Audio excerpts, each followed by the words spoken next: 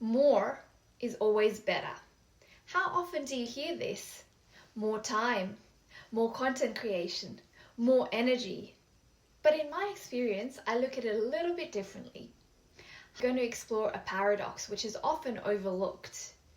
Doing less can actually make you more creative, more effective, more aligned, which then gives you better producing results.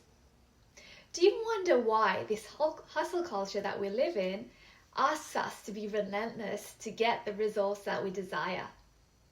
But there's a hidden cost, and occupational therapy frames this as occupational imbalance. Productivity is often measured in how many hours that have been logged rather than the results obtained.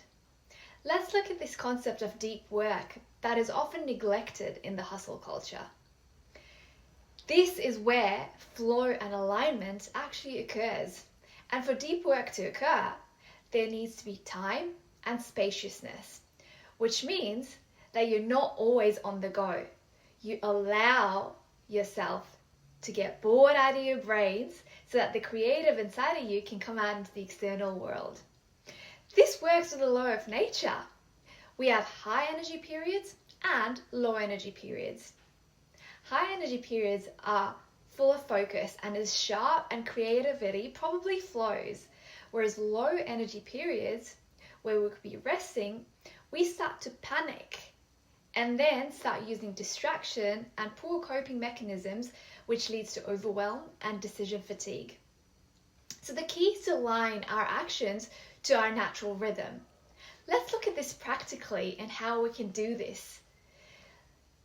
Number 1, start with an energy audit. Track each day for 2 weeks and identify what tasks and activities energize you versus what depletes you. Notice patterns that are allocating to your energy flow and activities that are draining, the day-to-day tasks that you complete, and if you didn't do them, they wouldn't get done. Or even worse, doing them at a time when your cognitive capacity for them is actually really low, so what could have done simply takes a lot longer. Number 2, eliminate or delegate non-essential tasks that don't align with your values and your priorities. So look at outsourcing or completely removing them, or doing it at a point in time where it's going to take you the least effort. Number 3, optimizing routines for flow. Small intentional routines shape consistent energy, and building a structure and following through allows your brain to create neural pathways that get deeply rooted into your subconscious. Think about learning a new skill, or even about brushing your teeth.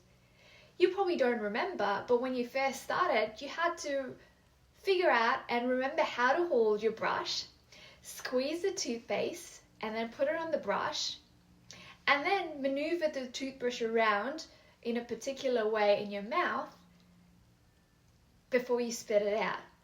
But now you don't even think about it, you just do it. And this is what second nature does. And creating routines and structure helps you do that. And so it's really important. Last but not least, number 4, you need to protect your recovery and reflection time. So taking the time to rest and rejuvenate every day is really important. Asking yourself, what felt heart connected? What felt like a push? And sometimes we need what feels like a push, because that's where growth can occur. And it's an emotion that then allows us to feel into that and actually come from a want rather than the push energy, which is really heavy. So closing off this episode, I want to talk a little bit about mastery.